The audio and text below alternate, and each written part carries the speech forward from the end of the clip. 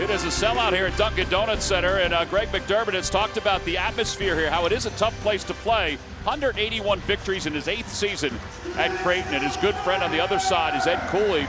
And Ed Cooley and Greg McDermott have known each other for quite a long time. Evan Burrows is already at center court, and he wants to get this game going. There's Ed Cooley talking to Pat Driscoll, one of the officials for today's ballgame. I don't know if you're going to find a looser, funnier guy than Ed Cooley. 7th season here at Providence. Take a look at the lineups for today's ballgame. All right, so the change, Harrell does start for Krompel, who's out with the ACL injury. So the depth for Creighton will be tested a little bit, but they do have some guys that can fill in. Here we go, Evan Burrows is at center court. It's the second time this year that Creighton and Providence have come together. Last time, Creighton won it handily, and this time the tip is controlled by the Blue Jays. Got a good crowd here, don't we? Oh, it's an outstanding atmosphere. Ed Cooley told us that time and time again the last 2 days. Damian Mintz, the point guard, gets it to Harrell. Harrell tried to get some space along the baseline. Hegner can go inside, but he also is more of an outside guy, but he's now the big man for the Blue Jays. The feed to Harrell, shot clock at 5, the lead for Hegner, short. Harrell with the putback, it's no good, and Diallo battling for the loose ball. It's out of bounds, and it will be Providence basketball. A decent start from Creighton offensively, really worked that clock to try and get a good one. Got a good one. I love that Harrell is active early. They're going to need that, especially in the replacement of Krompel due to injury. Harrell had 18 points against Seton Hall in that victory against the Pirates last time out.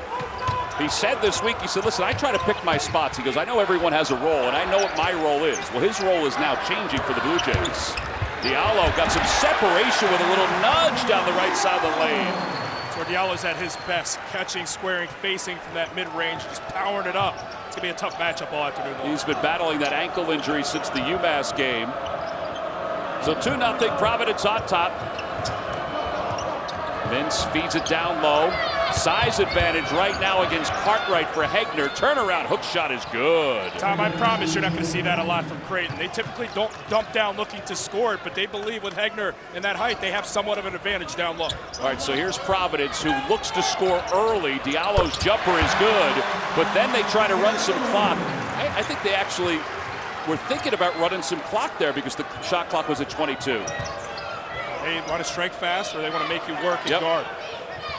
18-20 to play. Hegner again does not get the angle. He got caught too far into the baskets. A couple of putties have become theirs early here in the first half. Point blank looks, got to complete it. Young tries to finish and does with his left hands. Khalif Young's just a sophomore, averaging 5.5 per game. One thing I noticed right there on the score for Providence, they got back defensively in the first matchup. Creighton burned them time and time again. Off makes, getting out in transition for scores. Thomas, jumper no good, rebound by Bullock. Yeah, we'll talk about that transition because I thought Greg McDermott had a great answer when we asked him about that earlier today at shoot-around. Cartwright will pull it back out. This is what we're talking about. Ed Cooley said we're going to try to score early, and if not, we are going to try to run some clock, maybe wear them down a little bit. Diallo, he's not listening. He slips right through the paint and lays it in. Diallo getting whatever he wants, just out-toughing, out-physicaling Harrell.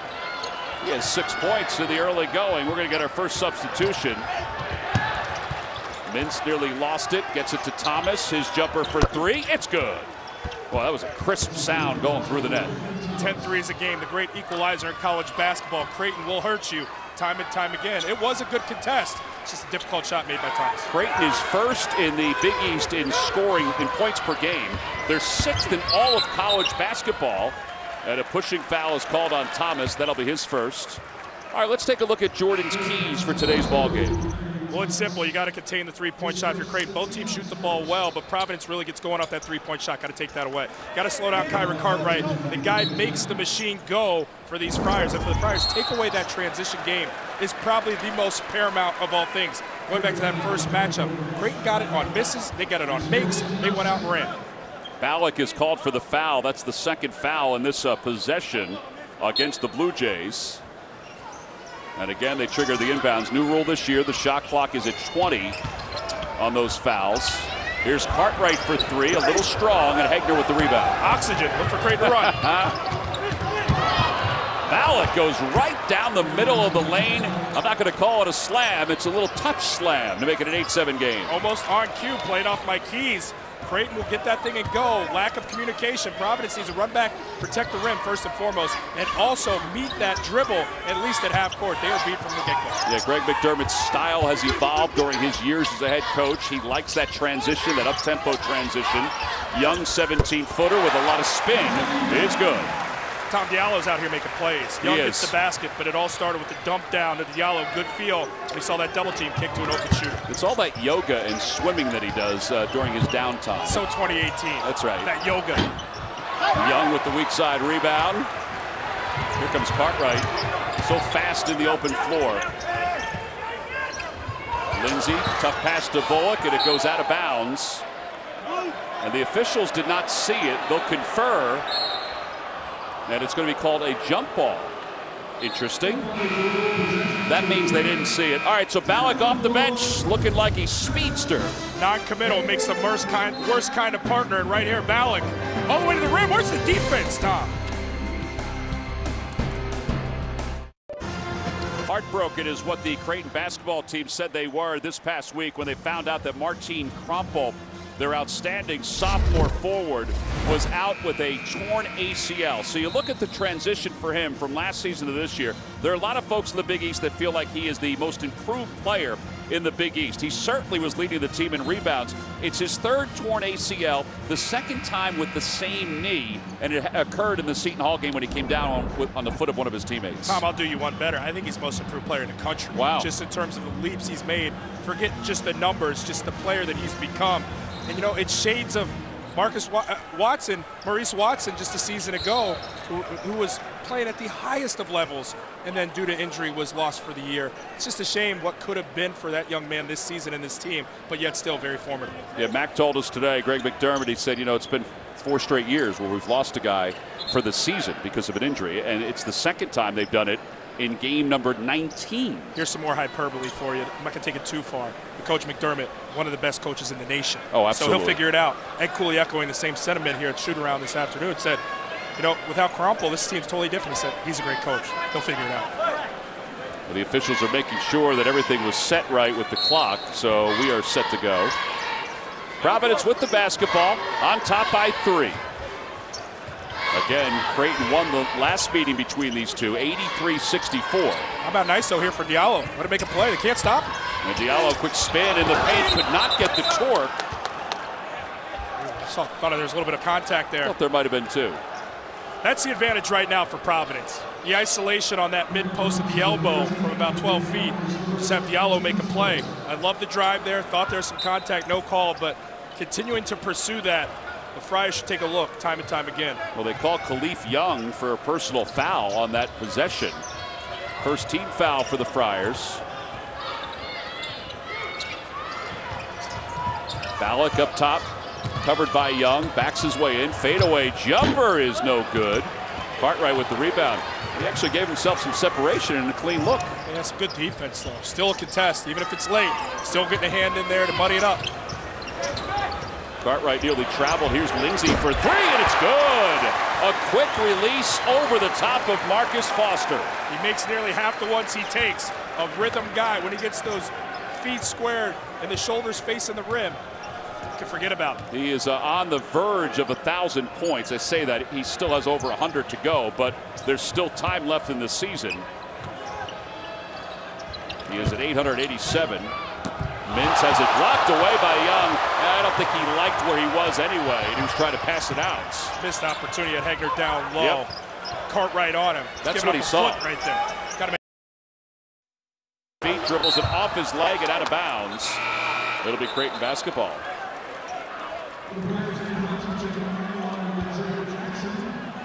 Tonight at 10 Eastern, the toughest sport on dirt takes the stage at Oklahoma City for the 25th PBR Unleash the Beast Express Employment Invitational. That's right here on CBS Sports Network. Got a busy day, not only college basketball, but also PBR here on CBS College Sports Network.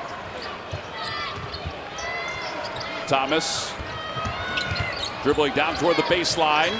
Hegner. Shot clock is under 10.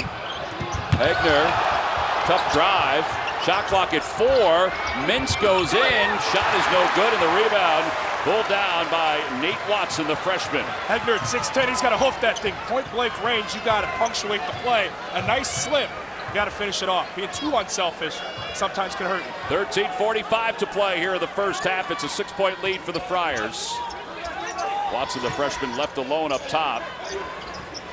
Gives it to Cartwright. Cartwright open for 3, and it's no good. Hard off the back of the iron. Creighton has gone more than 3 minutes now without a bucket. And a rim out shot by Kyrie Thomas. And Cartwright brings it up. Providence has been impressive here in the first 7 minutes. Their transition defense, taking that element completely away from the Blue Jays out of the gates. 0 for their last 5 with the Blue Jays, but now they force another turnover. Here's the outlet pass to Mintz. What a pass. What a save, but into the hands of Cartwright. Great hustle from Providence defense to get back. Jackson to Bullock. I probably should rephrase that whole statement I made about what a pass. It was too long. Too long. But what a save. It went to the hands of Providence. Bullock was there trailing to protect the rim. If it was a catch, there would be no clean look. Lindsay, bounce pass up top to Bullock. Bullock with a little nudge. Watson, shot clock at 5. Cartwright, shot clock at 3. Inside for Bullock, shot clock at 1. Count the bucket. So cool to sheep count him when he sleeps with the shot clock winding down. How about that one? Everybody nervous in the building, except for the man with the rock. Yeah, he was very calm, very collected. It's a 7-0 run by Providence. We're going to get Foster involved here. Bounce pass to Mintz, and it's blocked away by Gell and Lindsay. Bullock for 3. Good!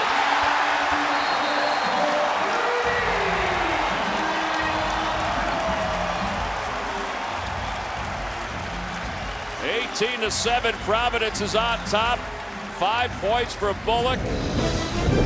This is a 10-0 run. You don't think that they saw this? With 1 on the shot clock, so cool. And then a little block.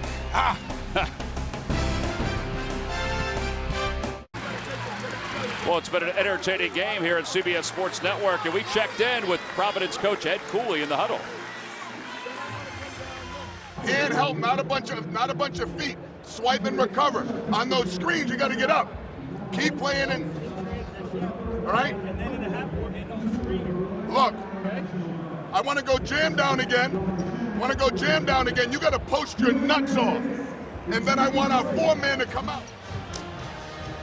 Well, he was talking defense, and this is what Ed Cooley's team has done in recent games against some of the top scorers. Blewett held to 12, he averages 19.5. Strauss held to 8, he averages 17.5. And Martin, who's so good for Butler, averaged 19.5, and then it was held to 6 this past Monday. It's just a testament to guys who really absorb the game plan defensively and understand attention to detail and a sense of urgency. It starts with great coaching, but the guys absorbing that game plan. Marcus Foster is held to no points so far in his first 8 minutes. And he is averaging 19.5 for the Blue Jays. There's Marcus, who Greg McDermott had nothing but good things to say about the young man. He tried to draw the contact there. It looked like there may have been some contact. Ashton Langford in the game for the first time. He had 5 points the last time these two teams faced each other. 11:39 to play here in the first half. Providence has been active defensively also with the blocks. They have 4 blocks so far. The pass deflected off the hands of Watson. Here comes Foster, and Foster's fouled on the floor. Well, they're not going to give continuation, but that was a pretty sweet run. Great run there. Just some miscommunication on the offensive side. Bullock saying, my bad, trying to enter it down low to Watson. Watson gave up on the post, and when he had given up on the post, that's when the ball was delivered. So an unforced error due to a miscommunication. Well, the inbounds by Caleb Joseph for Creighton, the transfer from Indiana, who's been plagued by some hamstring issues. Joseph covered by Jackson, sweeps it to the corner, extra pass for Hegner, and his 3 is good. Not a good one, a great one. Alexander had the 3-point look from the baseline. You had the dribble drive that kicked him. That's a catch and shoot. for 98% of the teams in college basketball. What makes Creighton so good offensively? It's the extra pass for the great look and the three-point shot from Hegner. All right, so 9 minutes into this first half. It's an 8-point lead for Providence. Bullock has 5 early on. He has the basketball in the paint, and his shot is off the side of the rim. Pretty good help there by the Blue Jays. Outside defense. Jumper from the corner is good, so back-to-back threes. Malik with this one. Last 2 sequences for Creighton, a microcosm of offensive greatness. It's been clinical stuff. The extra pass for the 3 in transition, not with the dribble, the outlet to advance that basketball for a clean look in early offense. All right, so now this lead is pared down to 5. Watson is fouled going toward the basket, and it looks like somebody got hit in the chops. It looks like it's Hegner.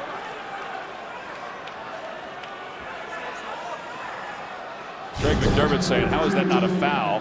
Oh, that's an offensive foul. Cleared him with the offhand. Wow. And got it with the elbow. Now, I don't think the elbow was intentional, but they will look at it. You can't rip through like that. No, you can't. This should be called on Watson when they take a look at the replay.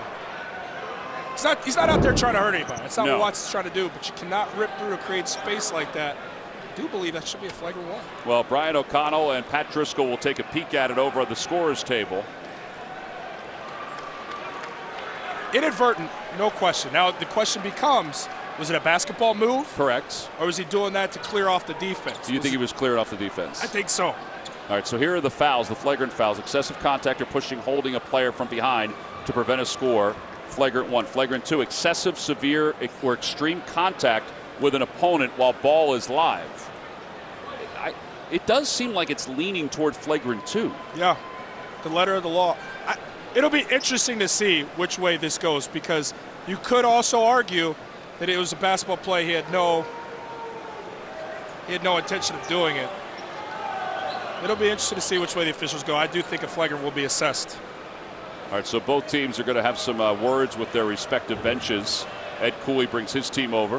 What's so difficult about this? Fundamentally sound post moves, you're taught to make a play like that on the low block. Yeah. The other part of it too, which we're not missing, we pointed out, he got away with a foul when he got initial separation. To clear out space, he used that left arm almost as an arm bar to open it up. I do think a flagrant's coming. All right, so Pat Driscoll, dark-haired official. Brian O'Connell is the gray-haired official. They're chatting. Now Evan Burrows comes over as well. And there's Hegner on the bench just trying to get his wits about him because he got it right in the nose. You've got to think, insert the big fella Suarez now to replace Hegner, an already thin front line. All right, so Brian O'Connell now brings Evan Burrows over, who's acting as the referee today, but I think they're just bringing another set of eyes over to the scorer's table. So the situation is this. Nate Watson should go to the free throw line for 2 free throws, but the elbow to Hegner's nose may result in Creighton going to the free throw line. And that's where I think the first foul should be called. And if Hegner falls back, he probably sells it. Second time around, I think they're really stuck on, was this a 1 or 2? A basketball play, a bam-bam thing, or do they need to honor, as the language reads, for a flagrant 1 and a flagrant 2 and assess one of those? Yeah, so they're going over it now, so they're assessing something. It's just what it is at this point. My guess is it goes a flagrant 1. Flagrant 1, okay. All right, so Brian O'Connell is letting the scorer's table know. Pat Driscoll's letting Ed Cooley know. And Greg McDermott is being told by Evan Burrows.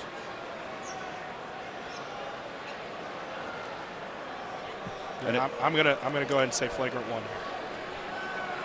And it's partly because you think there was a basketball play involved. Yes. Okay. I think it makes sense if there's a basketball play, if that's what it is.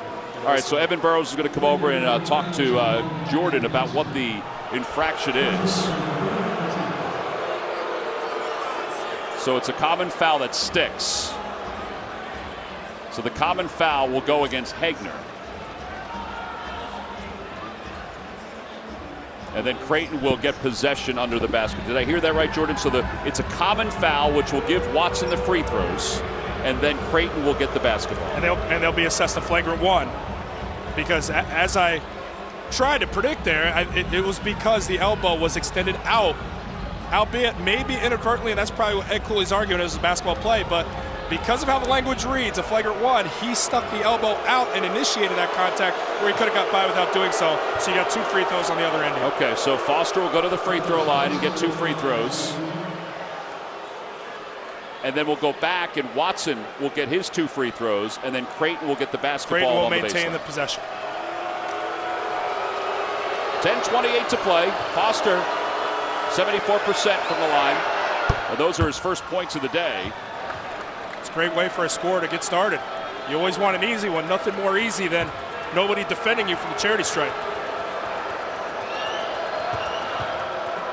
Second free throw by Foster.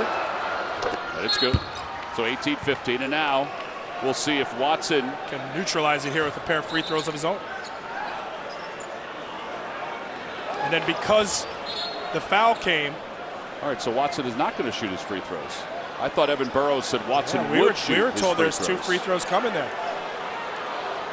So he must have abandoned the 2 free throws. We were told from the official there'd be 2 free throws. Yeah, that the common foul would go. It must have negated because that the foul came before the shot.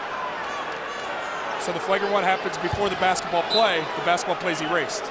But there's still a foul that's called on Hegner. At least that's what we were told by Evan Burrows. So it will be Creighton basketball, and this is a big swing now since he didn't get to the free throw line.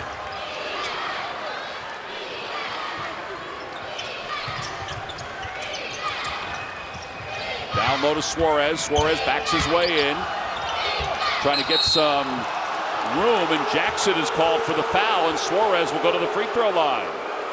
I like the action there from Suarez. He has a couple inches advantage down low. Maybe not as skilled as everybody else on the floor, but that big body allows for him to make a play, and this is just ground and pound basketball in isolation on a low block. Hitting that chest, hitting that chest. Nice little hesitation and move there to get to the free throw line for 2. Creighton trying to win on a low block. And he misses the first free throw. 8 of 12 now for the year. Substitutions. Drew Edwards comes in. He's number 25. Khalif Young comes back in for Providence. Suarez, grad student, started at Fordham, then went to a Division II school, Adelphi. And then to Creighton. Makes the second free throw, a 2-point game.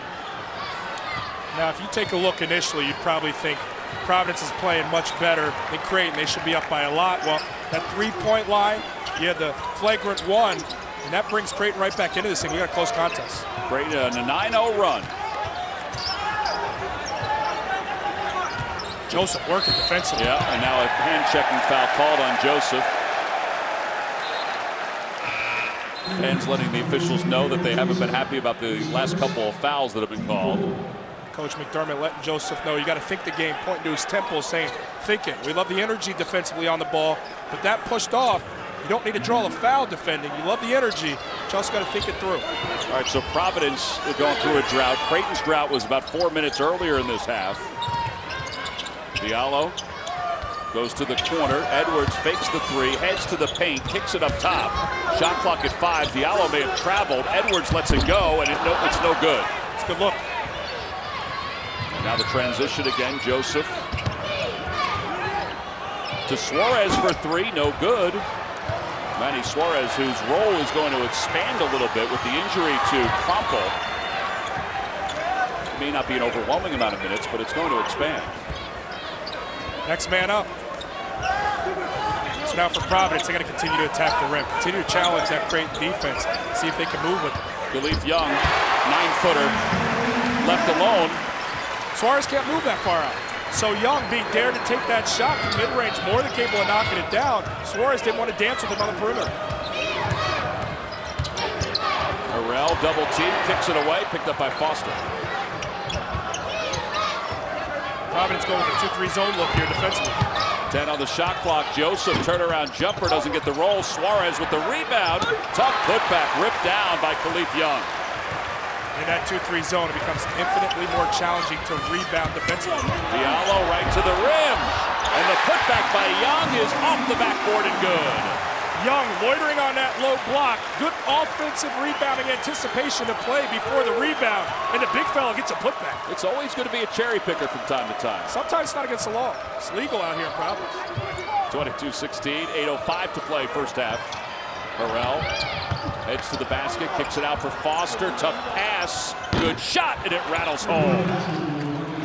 Creighton doing what Creighton does.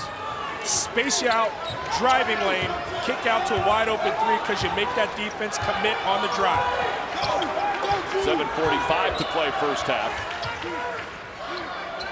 Creighton 6 for 20 from the floor so far. Providence 10 of 17 after that miss, and Suarez with another board. Young's just playing horse out there. Suarez not guarding him. He's gonna have a lot of clean looks from 12 to 15. Caleb Joseph off the backboard, tough angle, no good. Give it up, big fella. Give it up, big fella. You can hear the crescendo of the crowd as he's coming up the floor. Everybody wants to be a point guard. And every point guard wants to be a center. Suarez comes out to defend Young. Edwards down low against Joseph. Not a great angle, and it went off the side of the rim. And Harrell with the board. But yet still, you got to complete that layup. Marcus Foster foul going up, and he's going to get a couple of free throws. 6:54 to play here in the first half. Marcus Foster will go to the line when we return.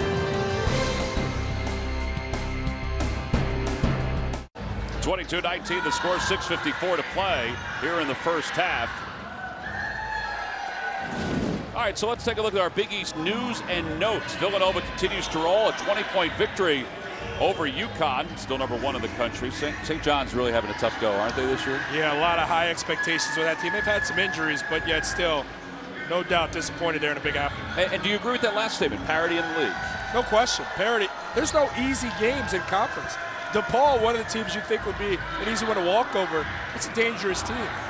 I believe Big East has got the best basketball in the country. What did Ed Cooley tell us today at shoot-around? He said, listen, you have to win your home games in the Big East. It's called hold and serve. You absolutely have to do that. These are the ones that you look at and say, it's so hard to win on the road. It's such a beast that when you can get them at home, you got to get them where you can. And that entails beating a very talented Creighton team, which is receiving votes in the top 25. All right, so that's the ones you got to get. Yeah, and Creighton so far, 6 of 21 and 2 of 14 from two-point range. So they're losing by a lot, right? Yeah, it's amazing that they're only down by 3. But then read that other stat. What are they from the three-point line, Tom? Well, 4 of 7. There That's you true. go, man. The great equalizer of college basketball, the long ball. Their ability to knock it down will inevitably keep them in games, knocking down 10 per contest, no matter how poor they might be at times with those 2-point field goals. They can bang them down from distance. And they've got a chance now to make it a 1-point game with Marcus Foster going to the free throw line where he's 2 for 2. And the other thing, too, they're down by 3, and Marcus Foster hasn't really gotten going in this first half. He only has 1 field goal, and it was a 3-pointer. Yeah, it's been that spacing and great balance offensively for them, whereas the Friars have been attacking that rim, really trying to beat you up in the paint. It's been a little bit of Young, it's been some of Diallo, but really trying to pound it inside. They haven't got the 3-point shot going this afternoon. They're winning with physicality. Hegner, by the way, is back in after Foster makes that first free throw. Second shot is good. Friendly bounce off the front of the rim. There's Hegner. So 22-21. Cartwright so far 0 for 2 from the floor.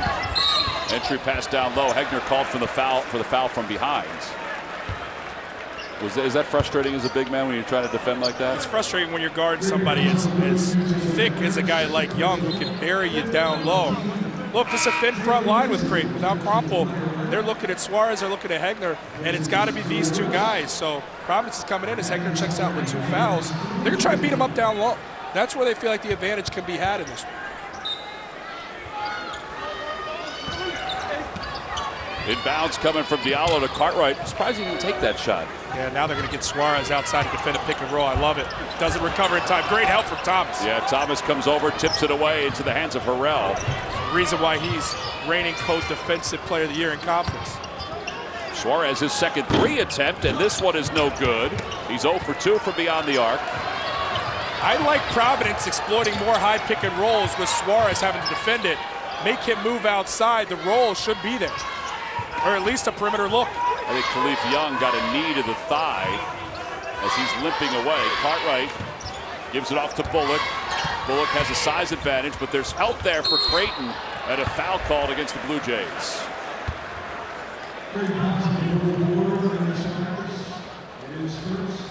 I talk about making Suarez defend the pick and roll outside. There's Suarez, who's no chance of recovering back to Young. But the help side defense from Thomas to close the gap there, get the deflection, and get it going the other way. That is exactly how you want your help side defense to present itself. Well, now Bullock 73% for the free throw line, and he misses the first. There was a funny moment today at shoot-around that Bullock was part of. There was a youngster who was there watching shoot-around, and they had him shoot a free throw at the end of practice. And Ed Cooley was riding him like he rides the player, and it was really funny. And he said to Bullock, he said, "What do you think? Do you think he's going to make it?" So Bullock walked over to the young man and said, "You got this one?" And the kid said, "Yeah." And Bullock said, "Yeah, I think he's going to make it." A little bit of bravado, though, because what did the young man do from the free throw line? He missed the first one in a jacket, jeans. Oh, don't make excuses for him. He missed it. He could have had a T-shirt and shorts on. Nobody's guarding him.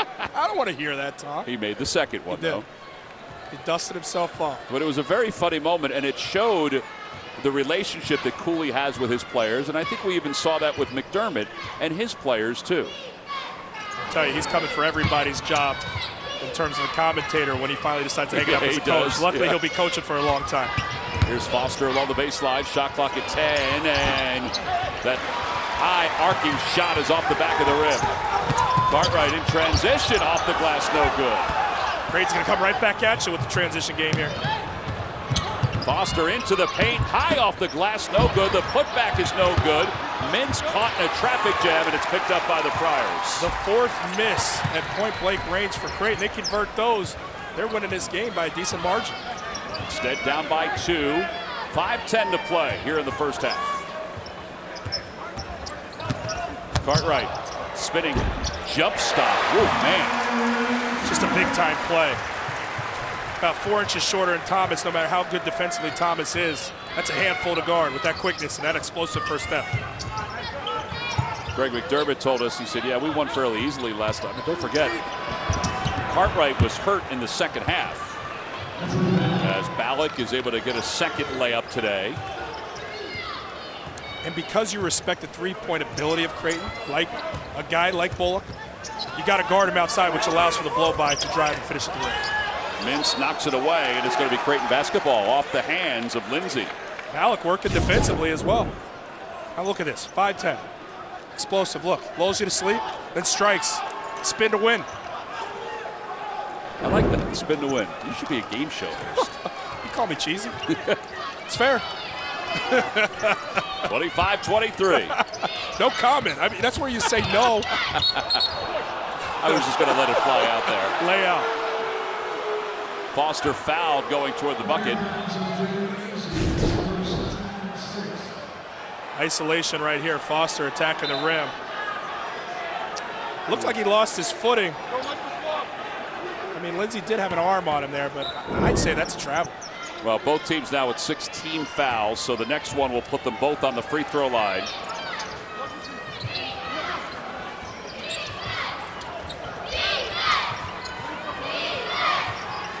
Ballack for 3, fouled by White, and he's going to go to the free throw line for 3 free throws. Well, we weren't sure if Malik White was going to play today. He's missed the last 10 games with a leg injury.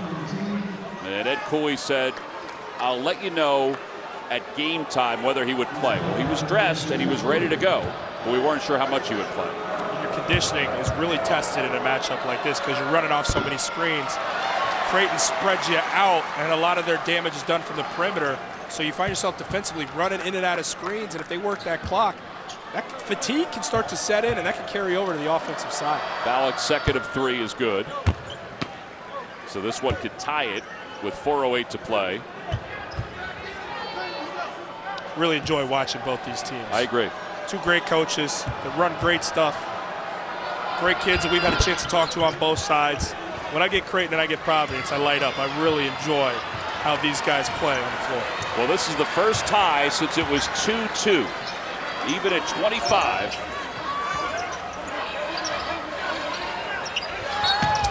And a foul called on Harrell, little hand-checking foul. Well, if you haven't seen Kyron Cartwright, we're going to give you a little glimpse of his game. Well, you better not blink, because if you do, he'll be gone. The spin, cartwheels, Cartwright, tie ball game.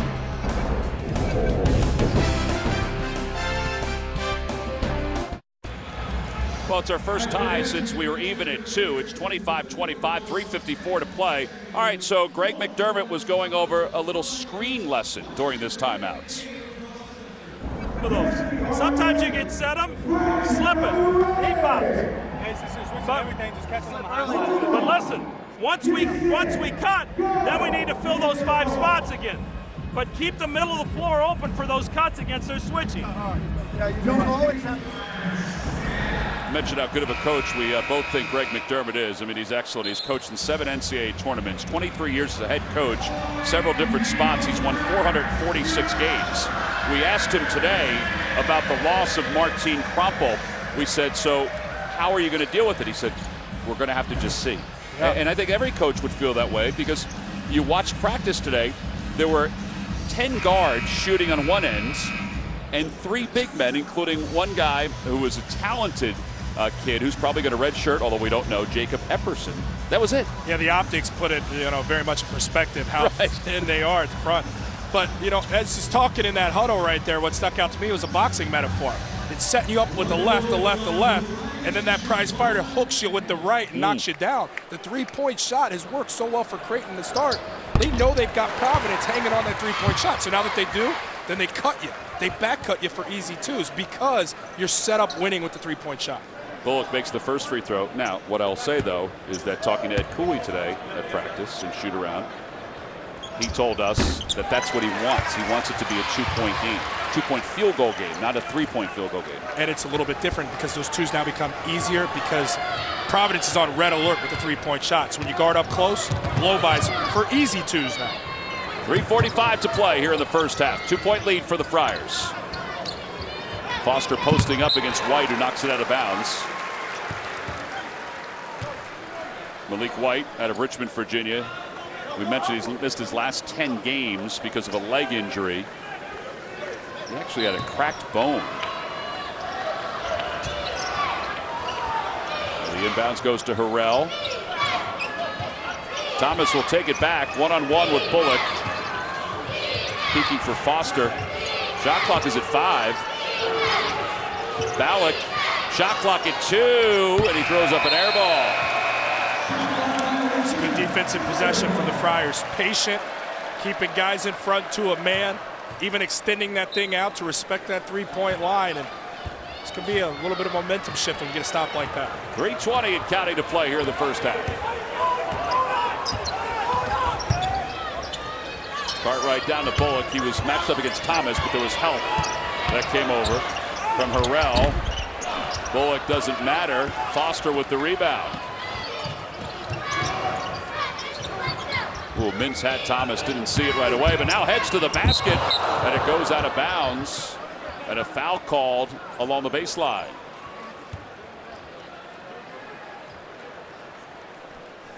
Coaches versus Cancer and the American Cancer Society have teamed up for Suits and Sneakers Week. Coaches are wearing custom ties and laces in their sneakers to show support in the fight against cancer. You can own the unique items worn by your favorite coaches. Go to ebay.com/coaches versus cancer and bid now. We'll see that as the season moves on. Mintz to the line, 1-and-1 is good. First one is. Players were riding at Cooley today at practice about his choice of shoes, and he said, hey, I'm tight today. And that's little things like that go a long way. When you can connect with your coach on a personal level, not just playing for him like he's in charge or he's the boss, it allows for a looser team. Everybody references my old coach Mike Bray being such a loose coach and how that's paid dividends in the postseason. So true. When you feel like you're playing for a friend, but you also have that respect. When you get serious, you know you got to get in line. Those are the types of coaches that are incredibly successful. And you're looking at 2 of those guys, McDermott and in Cooley. Yeah, both these guys could be fiery when need be. Cartwright against Thomas. They're just cool guys. And that's why they recruit talent. You go into the home of these talented kids, you want to go play for guys like a McDermott or like a Cooley. Well, we arrived here in Providence yesterday, and around the city, we ran into in the Renaissance McDermott and Ed Cooley. They were sitting and talking with each other. They're close friends. As Harrell with a beautiful finish with his back to the baseline. Big-time play. They're going to need more of that in the absence of Crumple. He's got to deliver 6'7", a versatile piece that can do so much, both inside and out, and is wildly athletic. Foul is called on Thomas as Bullock works against him. Second foul on Thomas. I don't know about Harrell Sr., but Harrell Jr. can work here on the backboard. Doesn't even need to see the goal to finish. I would have been dizzy, I'll be honest with you. Degree of difficulty high right there, but he's bouncy.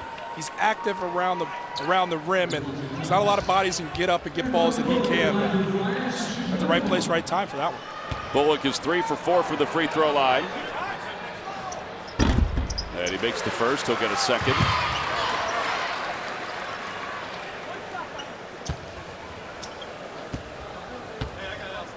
Cooley sends Cartwright back down toward the paint. Bullock makes both. And a timeout is called. Timeout called by Providence, 31-29. Friars on top, 2:07 to play here in the first half.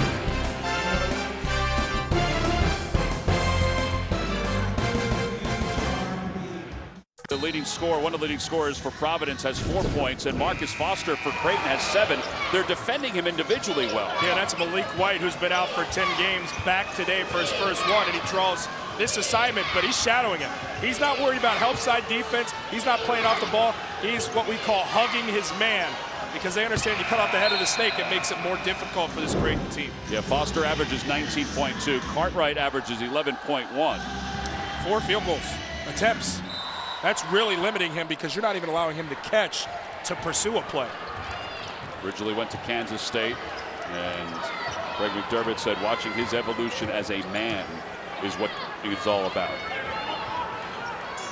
Matured into one of the great leaders for this team, both on the court but with his voice as well. Harrell, spinning move, shot off the side, rebound by Diallo. They're getting there, they just can't complete a few of these. Here's White for 3, good! That's got to feel good. The answer by Foster is off the rim, but Harrell with the rebound and the save, and it's tipped to White. Cartwright leaves it for White, another 3, and this time no good, and Harrell's really running the floor for the Blue Jays. Foster, quick step, gets everybody up, and off the glass, an easy kiss. And Lindsey was there defensively in great position to, at least contest the shot, and then he just abandoned it and gave that free look. 105 and counting to play here in the first half. Again, Providence packing it in offensively, catching it that mid-post area. Bullock looking to operate. Bullock, the leading scorer for the Friars, gets control with 7 on the shot clock. Tough pass to White. Soft bounce pass inside of Diallo, and his jumper is no good. Gets his own rebound at a fresh 30. And Cartwright said, hey, let's slow it down a little bit. Let that be a lesson to all the young kids out there watching. Follow your shot. Diallo does just that. No box out, which is very atypical of Creighton. They do a great job of getting assignments.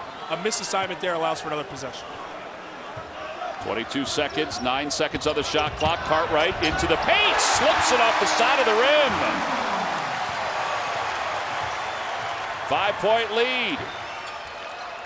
Alexander in the game for the Blue Jays, gets it to Foster. 5 on the game clock, covered by Lindsey. Foster heads to the basket, ball knocked away, and a foul is called. That'll be the second foul on Lindsey.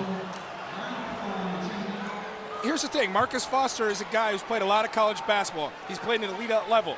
He's averaging 19 points per game. He's probably going to get that whistle and also putting the pressure on the officials to make a call by playing aggressively. First shot for Foster to try to get to 10 points is good. Coming up on AT&T at the half, Brent Stover, Wally Zerbiak, and Pete Gillen will have first half analysis, scores and highlights from around the country on a jam-packed college basketball Saturday. When you drive it like that, it puts pressure on the officials to blow the whistle. And when you've achieved like Foster has, you're probably going to get that whistle. Foster makes the second free throw. It's just how the game works. Yep. 2.6 to play. Now they worked on end of the half, end of the game shots like this at shoot around. Bullock lets it fly. It's good if it goes, and it's off the side of the rim. And the half comes to a close. Creighton, first half field goal percentage, 29%. It's the lowest this season for the Blue Jays. You got to feel good. You're still within striking distance, not able to knock down shots on the road. It's a good sign.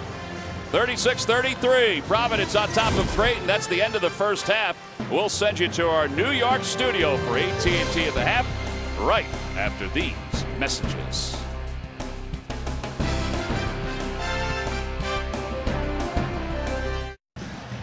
Providence with a 3-point lead, 36-33, as we get set for the beginning of the second half. All right, so it's a 3-point game, and we look at some of the numbers and we wonder, how is it a 3-point ball game? Because if you're Creighton, you have to be happy you're within reach because you only have 5 2-point field goals. Yeah, and you've also done it at the free throw line, so they've been able to, closing the gap here with the free throw line, but also that 3-point shot, really getting it done there. I've been impressed with Providence's defense in the first half, especially that transition defense. All right, so let's look at some of the highlights for the first half, and we'll get you set for the second half. We begin with the Providence Friars. What did you see here? Again, talking about that defensive effort. Now, this is just a missed bunny from Creighton. They had a few of those, but I really like how they've challenged this perimeter of Creighton. Creighton really wins with the 3-point shot. They're below their average if you look at it. They've only made 4. They usually knock down 10. But they're challenging everything on the outside and also recovering to protect the rim. And that's been a huge reason why you see poor percentages from Creighton. Whereas Creighton on the other end, it's been a lot of the 3-point shot. Again, we're not going to show you free throws. Nobody wants to see that. But they knocked down 11 of 13 there. But again, that's spacing. They have had the opportunity to make the extra pass, also in transition, hit some threes. And because of that, they've been able to hang tight. Look, at the end of the day, this Creighton team shoot 29%. That's not going to win games, and yet still, they're only a possession outside of tying this game. So that's a glimpse at our AT&T game summary. You see the shooting percentages for the two squads, and Jordan alluded to the free throws. Rodney Bullock has 10 points. Meanwhile, Foster has 11 points. I think the other part of it, too, is that Creighton needs to get Thomas involved a little bit more offensively. No question. All right, so Creighton with the basketball as we begin the second half here at Dunkin' Donuts Center. Hegner down low. That was a design play off the inbounds, and it was partially blocked, and Providence gets the ball back. And again, Providence contesting everything. Cartwright, bounce pass to the corner. Lindsay for 3, no good. And the rebound tipped into the hands of Mintz. Harrell leaves it for Foster. Foster into the paint, runner no good. Rebound again by the Friars. 1 and done on both ends. And Diallo, he'll get his own rebound and put it back. That's the way the game began for Providence. Took it right to the chin of Hegner. Took Hegner out of the play. Pristine offensive rebounding opportunity. Padding the stats. It's a 5-point lead. Providence led by 11 in this first half as Thomas has the ball knocked away. Diallo full head of steam right here, taking it right to the rim. Right at Hegner. Hegner's taken out of it again, just right there for the putback.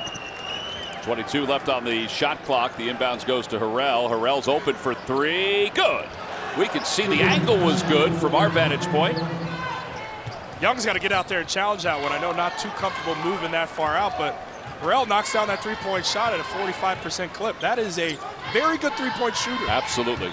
A guy that was coming off the bench, but because of the injury to Krompel, gets the start today. Going to play more minutes. Bullock's got to make a decision right there. Tough pass to Lindsay, who saves it up top to Diallo. 5 on the shot clock. Cartwright. That's another tough pass out of bounds. Creighton ball. I think that's a poor decision for Cartwright. Cartwright should have pulled up with the mid-range and just knocked it down or shot a floater. Trying to thread the needle right there, doing too much. But again, it starts with Bullock. On that touch on the low block, he's inevitably going to see a double team. As soon as he does, it's either going to be a quick decision to score the basketball before the double gets there or swing it to an open man. Cartwright has 6 points today. He's over 900 points for his career. Mintz, Harrell along the perimeter. Some extra passing. Hegner trying to post up down low against Diallo. And that ball is nowhere near the basket. I think Bullock got a hand on it again. Defensively, the challenge. They feed it down low to Bullock, who corrals it along the baseline into the hands of Mintz. And a long outlet pass to Thomas, who saves it to Foster. And Foster draws the foul and will go to the free throw line. It's a tough finish.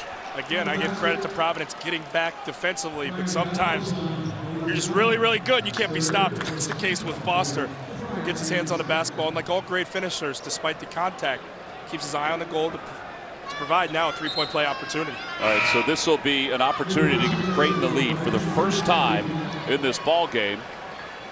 As Young will check out. Nate Watson, the freshman, checks in. 3 fouls, by the way, on Young. And Foster to the line. And he converts, and Creighton has its first lead, 39-38.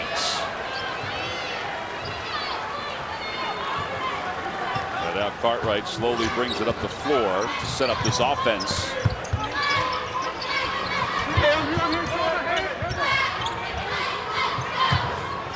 Bullock wanted it back. 3 from the corner. Good! Jalen Lindsey, 10th in college basketball in three-point percentage, gets one to go down. And the steal by Diallo. Cartwright hovering, heading to the basket. Fader is off the side of the rim, tipped, and out of bounds, and it will be Providence basketball. Providence starting to use that three-point line as a weapon, and when you got one of the nation's best at doing it, it's probably a good idea. Lindsey gets one to go, but again, you saw that thrust off the make. Creighton tried to come. Providence was ready for him. And the active hands from Diallo going to go in the other way. So making sure they pay attention to that transition defense has been an assignment that they have completed so far, these Friars. Ty-Shot Alexander checks in for the first time in this half, second time in the game. The freshman from Charlotte and Oak Hill Academy. 17:05 to play in the ball game. They feed it down low to Watson. Watson's fouled. Count the bucket.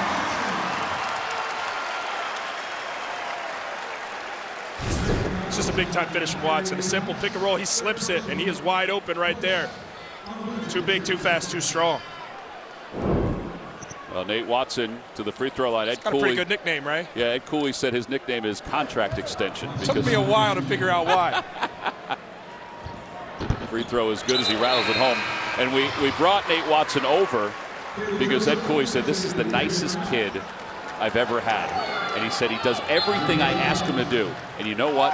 He is going to be an unbelievable player as the years move on. And he brought him over, and we said to him, what do you want to say? You better get this right, Tom. What do you want us to say on TV? He said, I miss my mom, and I wish she was here. You wanted to say hello. Yep.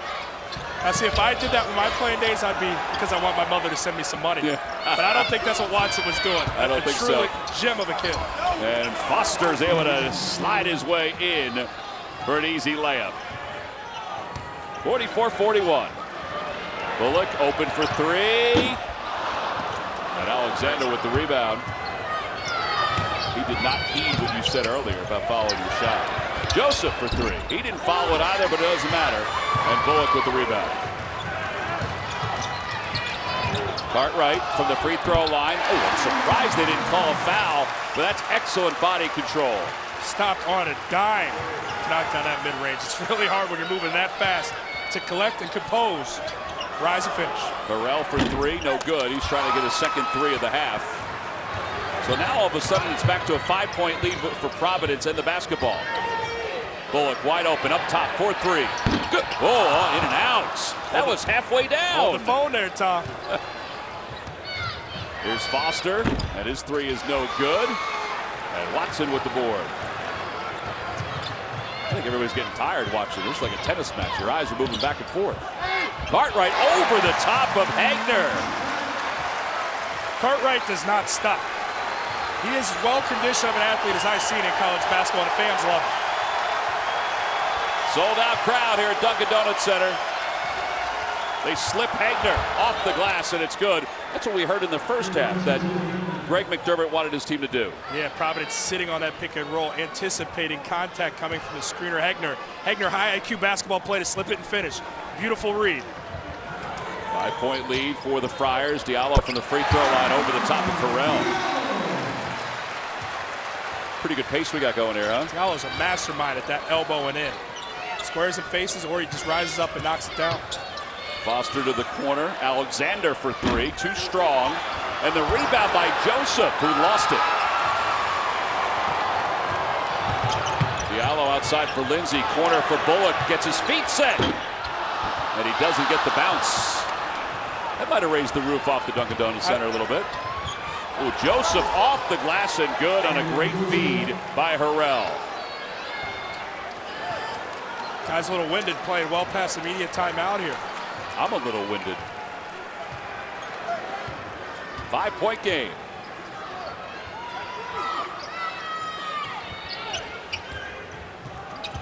Cartwright spinning in the paint, draws the contacts. That is a smart play. I don't know who's happier, Creighton or Providence, to be going to break. But they are winded right now, but battling, no doubt, Tom. Well, catch your breath. Cartwright can distribute, yes, but he can also score, as we see here. But there was an absolute answer on the opposite end for the Blue Jays.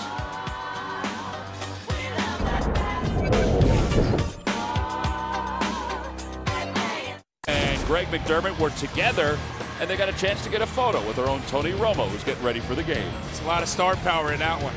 All Ed Cooley could say is, Tony, this guy is the best golfer you will find, meaning Greg McDermott. Did you take the picture? I did not take the picture. I had one from the side. That was a much better How about photo. the photo bomb with the woman behind? Trying to sneak in there and get some 15 seconds of fame. I respect it. I thought it was neat, though, when we were at the restaurant and Ed and Greg McDermott were together. You know, just chatting. As we said, they're good friends. They've been on some Nike trips together. Families, friends, daughters, wives. Daughters are the same age, so when they were at events, the daughters would play together. 51-45. Cartwright makes the first free throw. Now the second. And it's good. 7-point lead. Largest lead of the day for Providence was 11. That was with 12:04 to play in the first half. So they're like basketball's version of Lethal Weapon. Yeah, I guess so. Miami Vice. All right, I'll stop there. Here's Hegner. I like the Lethal Weapon one. Alexander for three, no good. And Jackson with the rebound. Creighton a little cool from beyond the arc in this second half. That's opened the door for Providence to extend its lead. Cartwright fadeaway jumper is fouled by Alexander, so he's going to go back to the free throw line, where he's a 79% free throw shooter. Cartwright's starting to cook here in the second half. As guys start to get a little winded and get tired, it's almost like he's gaining more strength because of how well conditioned he is. He's really starting to be a difference maker here as we gear towards a finish. Cartwright on the free throw line, where today 2 for 2, 3 for 3. One of the best sounds in sports is the swish through the net. As Alexander will check out.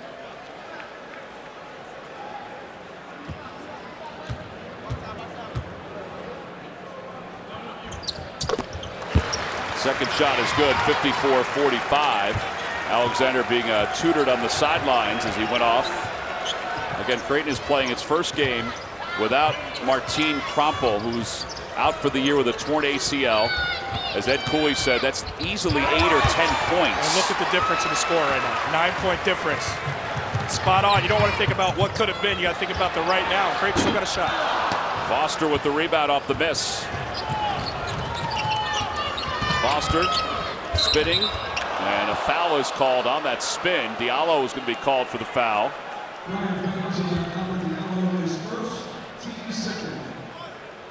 Well, 16 points for Marcus Foster. Now there's Krampel sitting next to Jacob Epperson, the freshman from Australia. He's a big topic for the Blue Jays. Foster, oh wow, what a burst.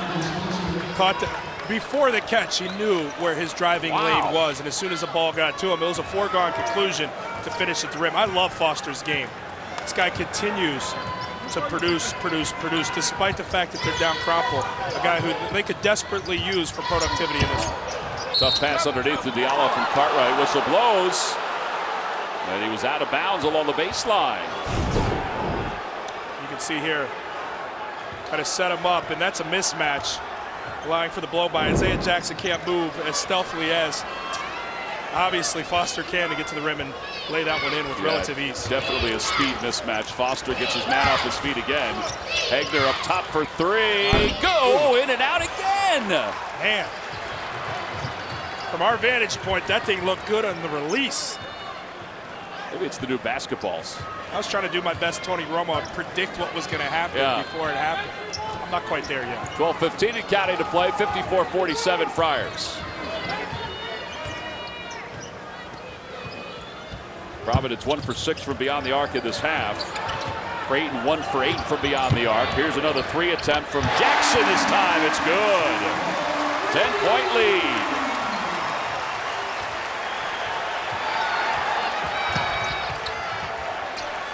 Got to have one here if you're Creighton. Got to stop the bleeding. Wouldn't be bad if Thomas got going either. Thomas has been held to just 3 points. The average is 14. Foster, same move, but it doesn't go down this time. Outlet pass to the freshman. Watson doesn't get the lean. I can't impress upon you how impressive it is that Watson merely caught that basketball at 6'10". Guys like that aren't supposed to make catches like that. Thomas trying to get to the hoop, and he lays it in.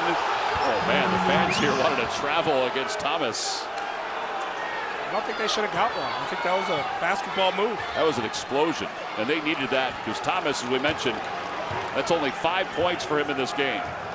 He's been really challenged defensively in this one. I think that's played a role. Physicality of these bigger guards that he's been tasked with defending. So he gets the bucket. Maybe that gets him rolling. Providence will have the basketball when we return to the Dunkin' Donuts Center.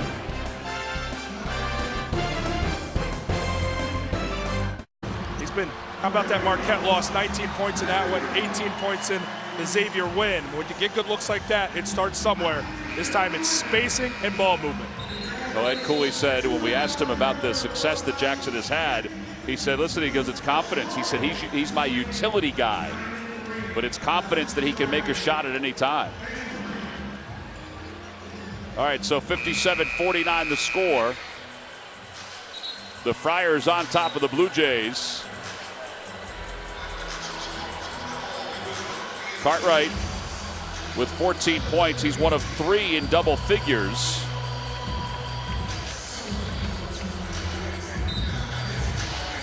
And Providence with the basketball.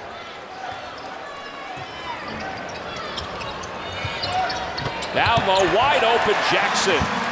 Well, whatever they wanted to draw up defensively didn't work. Jackson simply slipped behind the defense, and Cartwright, always looking for his guys, delivers. 10-point lead again for the Friars. Their largest lead was back in the first half. It was 11. Harrell working with Thomas. Thomas to the corner. Clement inside for Thomas. 10 on the shot clock. And Thomas against Cartwright had a free pass right to the basket.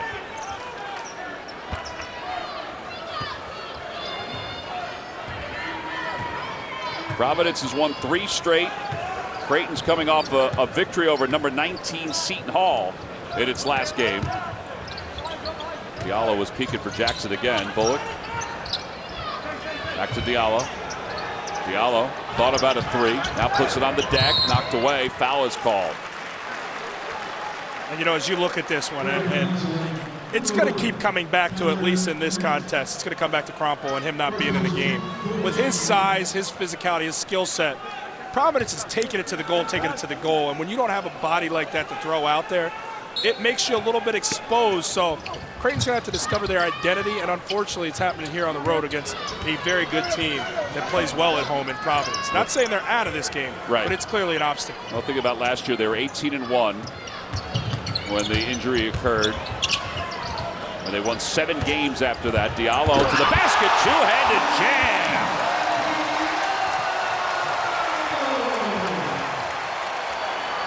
Three-pointer, Malik no good. Harrell with the rebound. Thomas for 3, it's good. So sorely needed that 3. That's only their second one of this half, a place where Providence has really deflated Creighton, taking away that 3-point shot.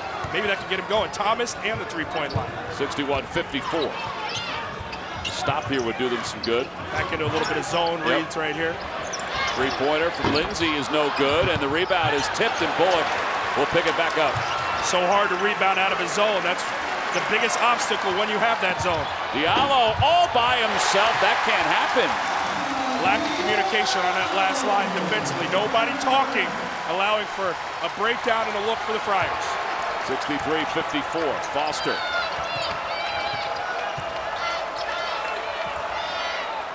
Thomas, a double team. Clement off the backboard. It's good. That's a nice cut.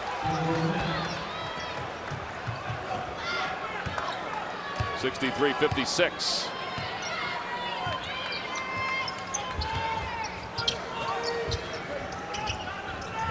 Clement, who had some big minutes last year, giving some minutes here, and we were told that his numbers would go up, at least initially. And Clement gets his first bucket. Cartwright, not his first. 16 points, 6 of 10 from the floor. Using that Euro step. Clement to the baseline, Harrell. Thomas for three, no good. 8 minutes to play. Creighton just can't get it going from that three-point line, and that has been a struggle in this one. Hit about 10 a game. They've got 6 this afternoon. A lot of misses here in the second half. Whistle blows, and Clement is going to be called for the foul, trying to play defense down low. Well, Greg McDermott's team, its first game since the injury of Kroppel, having a little tough time scoring the bucket. 65-56, Providence is on top. Creighton's had the lead only one time in this ball game. It's time now for the Diamond Moment, brought to you by Jared, the Galleria of Jewelry. Part of the reason why Providence was able to get to this lead. Oh, and if you're not going to wear the seatbelt, Tom, get in the back seat, brother. Meet me at the rim. Diallo wins that. Just a sheer explosion. All right, so this is a team, Creighton, that averages over 88 points per game. You know, they're sitting at 56 right now, so obviously they're having a tough time scoring. Yeah, and they're missing those points that you get from Kroppel. They're missing the three-point line, knocking down what they average is around 10. 6 of 21 here in this one. They're trying to get the three-point shot to get them back in it, whereas Providence is methodically attacking the rim. Driving. That's starting to wear down this Creighton defense. Well, we'll see if they have something cooking out of this timeout, because obviously, you know, Diallo with 14 points, there's 7:48 to play. There's still time left in this game for both of these teams. Oh, no question. Absolutely. And you look at the weapons that this Creighton team has. I mean, Harrell could get going. You got Hegner, who is capable of knocking that three-point shot. Foster's had great success. And Thomas is starting to build here some momentum. So with all these weapons, there's a great chance for Creighton to come back. All right, so they triggered the inbound, but Foster was still talking to Greg McDermott.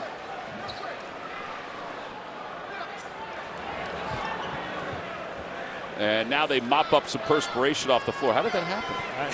You rarely see that. You know, we talked about the three-point line, but not to mention Creighton, 11 of 13 from the free throw line in that first half. Right. One attempt, which they've converted, but only one attempt here in the second half. Inbounds goes to Jackson. Shot clock was at 20 on the inbounds. Still have time to reset things. Jackson against Clement. A little bit of a size mismatch, forces his way deep inside the paint. The lead is 11. It matches the largest lead of the game for the Friars. And that is advantage Jackson every time. 6'6", all muscle, coming overwhelmed. Yeah, there's not much Clement can do in a situation like that. You almost want to see him foul, try and make him earn it from the free throw line. Thomas crossover, and he loses it out of bounds. It's knocked out of bounds by the Friars. 7 on the shot clock. You got something that you can look in your crystal ball that you think could fire the Creighton Blue Jays offense back up again? It's Thomas getting some clean looks to try and add to it, or Harrell trying to attack that rim. Thomas with 4 on the shot clock, too strong. It was an air ball. I think he's gassed. I think having to defend this highly physical Providence offense has taken its toll on number 2. Well, it is a physical Providence team. There's no question about that. They've won 3 straight. They've played a lot of games together, too, over the last 4 years. Many of them have. It's an old bunch, and that goes a long way in this college game. Here's Jackson. Transfer is no good. And a long outlet pass to Thomas. And a blocking foul called on Jackson. Foul is on the floor. Now see, Tom, in a first contest, if that happens, Creighton gets an easy layup going the other way. There's nobody defensively there in front of Thomas in the first contest that Creighton ran away with. But this one, you've got at least a body. Yes, a foul was committed, but Jackson's at least back. That's the attention to detail, taking away that transition from Creighton. Well, 26 on the shot clock as the inbounds goes to Hegner.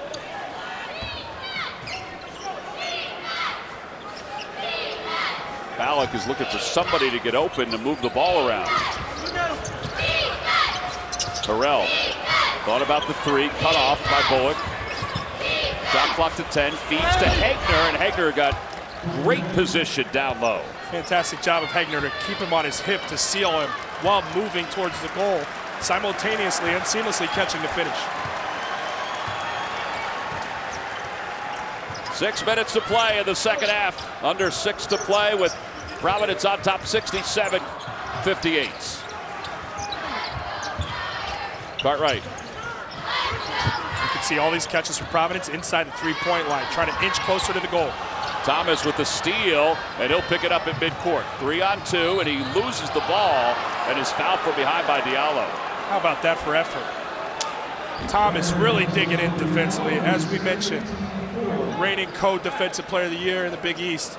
Just dogging him defensively, trying to get in there with active hands, ultimately getting the steal and not relenting, trying to get to the goal and get something going. Trying to get his team life. He wasn't in the active shooting, so the inbound. It's another big possession. Ballack to the corner for Thomas. Thomas, a clear path right to the bucket. And it's a domino effect. When you gain some confidence defensively, you start to feel a little bit better about your offensive game. Usually it goes the other way. But you can also start with defense. The lead was 11. It's down to 7. I feel like Providence is starting to back off a little bit, try and run clock, which I understand, but you still got to be in attack mode. That's what got you here. Cartwright, shot clock at 7. Lindsay lets it fly. It's no good. Rebound by Hegner on the weak side. Here comes Foster going right to the rim. Corner jumper by Thomas. It's good. And a timeout called by Ed Cooley. And all of a sudden, it's a 4-point game. Kyrie Thomas making plays, starting with his defense to get him going. What a sequence and segment for him to get his team back into it. Little drive here. Kyrie Thomas with the offhand, the finish. How about a little bit more? Foster to Thomas. Thomas, good. We got a game.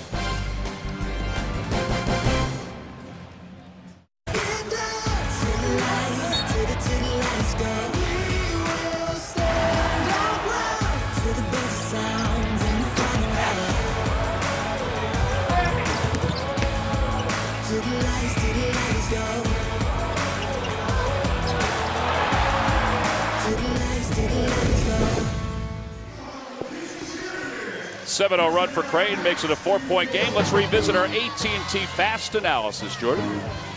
Well, yeah, it's been an interesting afternoon, no question. Marcus Foster for Creighton really got it going. 18 points, 5 of 13. That three-point shooting was the story in the first half. Creighton struggled a little bit in the second half, but have got something to go here to creep back into it. Bullock has been steady at 10, but downhill, Providence says fast break points 8, but in the half courts where they've really excelled playing downhill, attacking the rim. But a couple threes have brought Creighton some life here in this second half, and now we got a ball game because of a pair of triples. Yeah, Providence will have the basketball. There's Foster.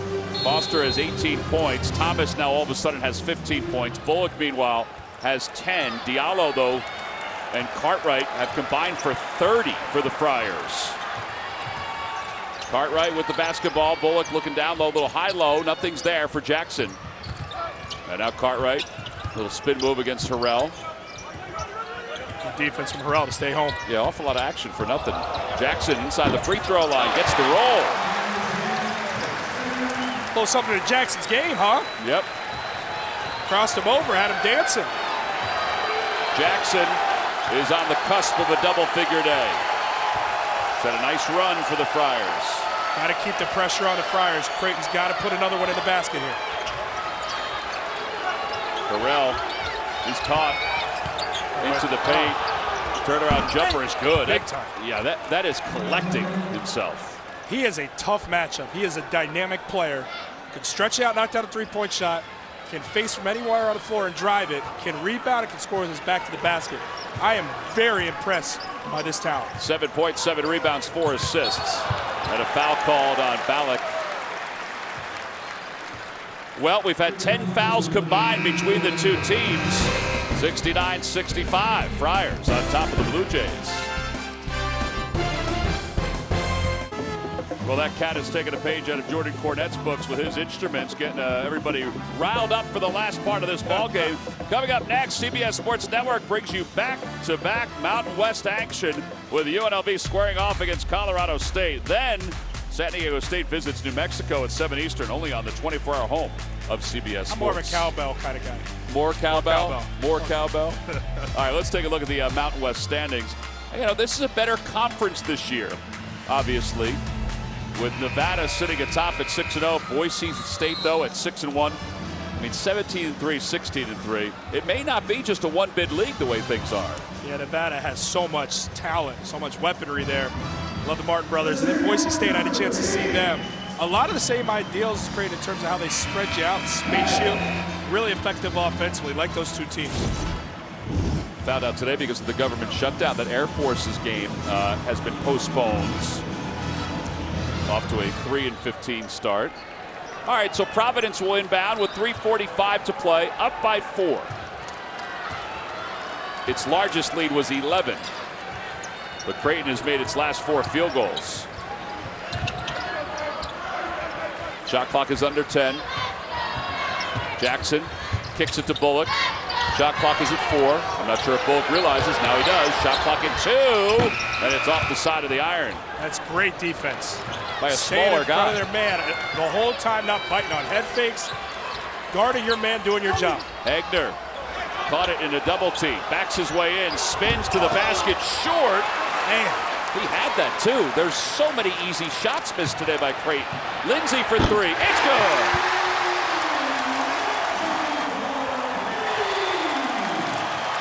It's a 5-point shift. That's a backbreaker. Lindsay has 9. Malik's 3 no good. Bullock with the board. Creighton's got to be careful here. They're down 7.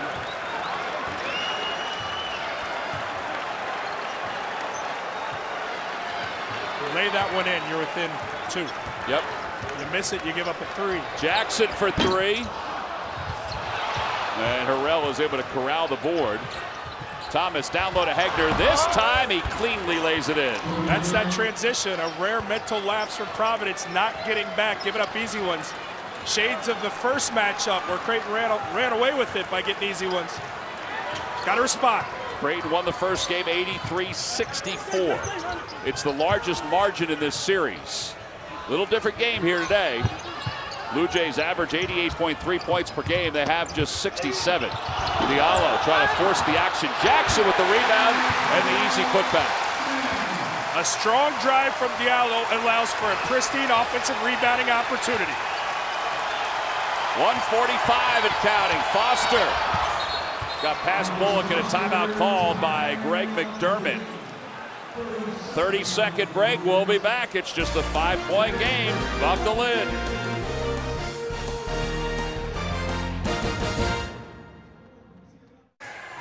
Coaches are building up a little bit of sweat right now. You see the score, you see the timeouts left, and the fouls.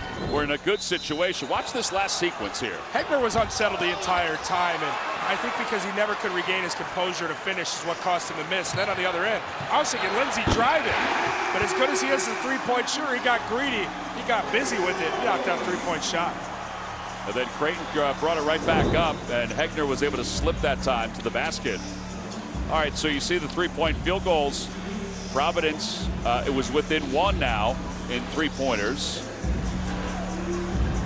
And that's made this 5-point lead a little easier for them. Friars will inbound, full court pressure. McDermott called the timeout to get the pressure. Diallo had Cartwright, but he didn't get it to him fast enough. So you play clean here without fouling. Hope to get a stop and see what you want to do from there. Thomas is so good with those hands. Diallo stumbles to the basket. Count the buckets.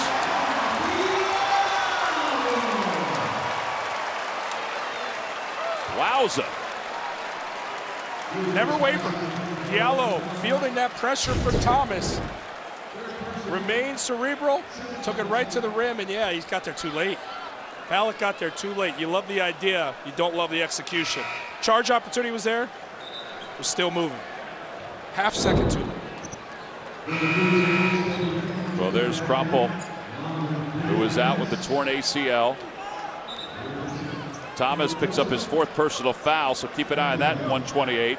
Hegner is back in. Ballack is out. Mintz is back in as well. Some offense-defense subs here, no question. And Diallo with 16 points, first free throw of the day. And he's able to finish off that 3-point play. 77-69.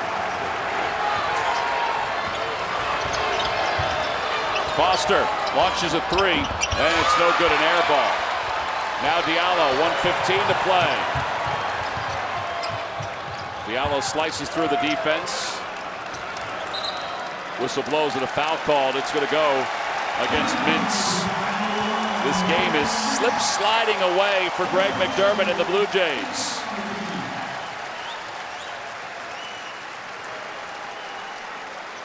(77-69). And to the free throw line is Cartwright. Cartwright 4 for 4 from the line. Ed Cooley said you got to win your home games, and he said, listen, we've got some tough games coming up as Cartwright makes the first.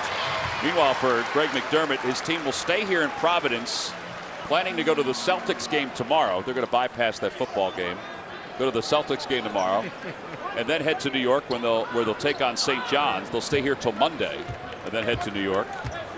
I task you to show me a team in the Big East that doesn't have a tough upcoming schedule. I agree with that. Everyone in conference. I've really enjoyed this conference this year because of how competitive these games are. Foster, and his shot is good. Lindsay flopped and a timeout called by Greg McDermott. It's an 8-point game. 1:02 to play. We'll take a 30-second break and be back. 8-point game. We give you our game reset. 1 timeout left for Creighton, 2 for Providence. The possession hour belongs to Providence.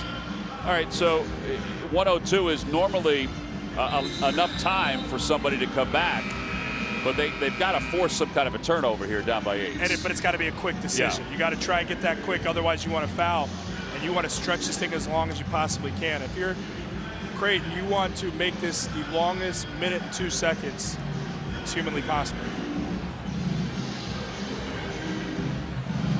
Providence has not missed a free throw in this half. They are 8 for 8. Hegner defending the inbound. They wanted to get it to Cartwright, and they do. And Cartwright is bumped by Foster along the sidelines. It's probably not the guy you want to foul since he's 6 for 6 from the line today. And it's incredibly tough to deny him the pass because I'm sure you're thinking as a Creighton fan, don't let him get the ball.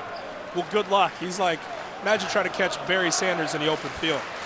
That's how quick and explosive Cartwright truly is. Cartwright this afternoon, 18 points. Out of the front end of the 1-and-1 is good.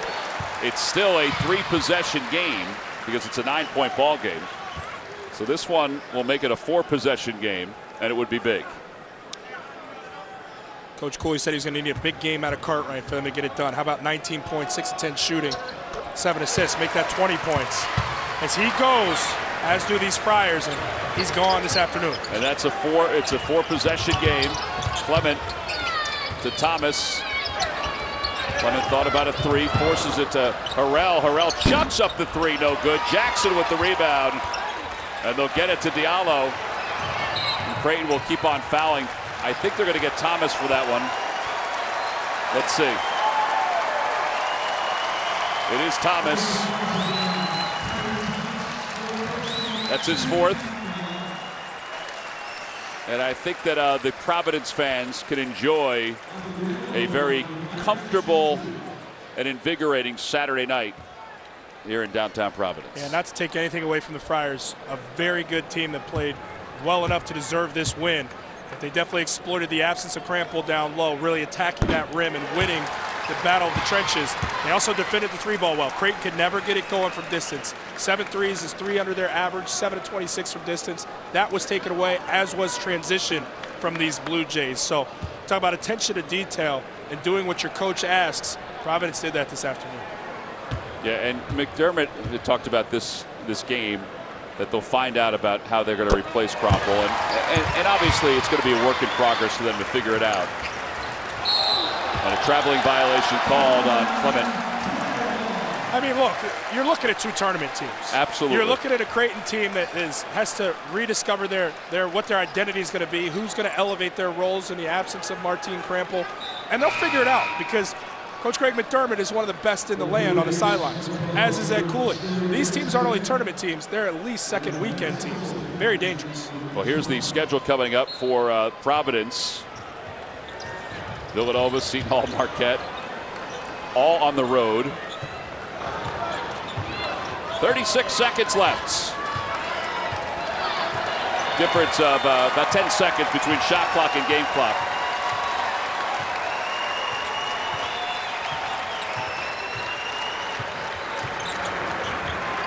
.73-71, largest lead of the day for the Friars. Diallo down low to Jackson.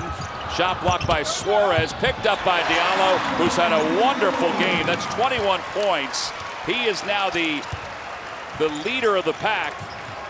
It's his 3rd double-double of the season. 3-pointer no good. Jackson's got it. That'll do it. Ed Cooley and the Providence Friars have won 4 consecutive games. They win it today by a final score of 85-71 over the Creighton Blue Jays. Well, they avenged a loss from earlier this year. They lost 80-63 to the Blue Jays. They win it today comfortably. We'll be back with a little bit more from the Dunkin' Donuts Center right after this.